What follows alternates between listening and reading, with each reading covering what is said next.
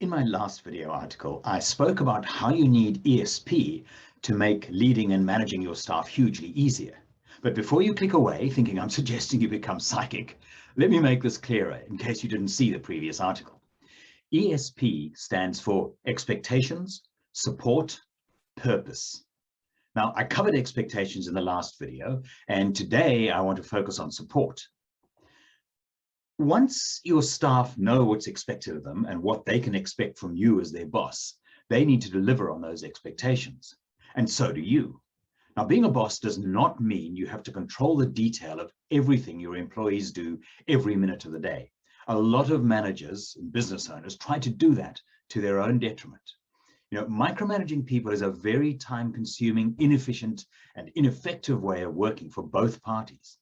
Most people want to do a good job, and your role as a manager and leader is to trust them to do just that. If you don't trust them, why did you hire them in the first place? Or if you learn that you can't trust someone, or that someone can't at least do an adequate job, assuming they know what an adequate job looks like, and again, if they don't, you need to go back to setting clear expectations, then you really need to go through a formal performance management process to give them an opportunity to improve, or to be in a position to legally share them with the competition by letting them go. Now, that last option is something that needs to be done right. And if you have to go there, I suggest you get professional advice about it. But assuming your staff member knows what's expected and is capable of doing a reasonable or hopefully a good job, what then is your role as the boss? It's to support them by guiding and coaching them until you're comfortable that they're experienced enough to do the role with minimal input from you because they're delivering on your expectations of them. Now, while they're still learning or finding their feet, the last thing you want to do is to shout at them or belittle them or to make them feel inadequate in any way. If they get things wrong, and we all do from time to time, I guarantee you're not perfect yourself, I know I'm not, then gently discuss with them what went wrong and how they could do it better next time.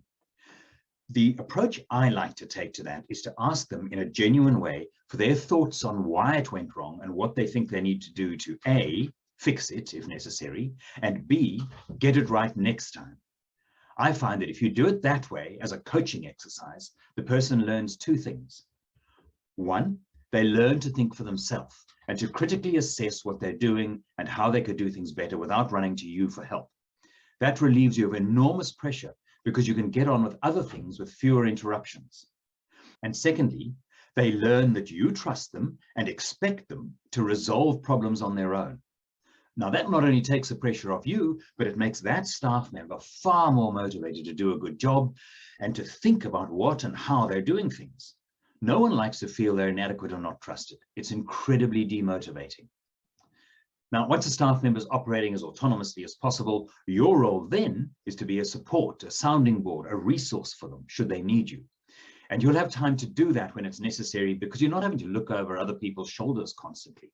It makes for a far more efficient and productive workplace and a happier workplace where employees are engaged because they know they're trusted to do a good job, but can safely call on your experience for support should they need it.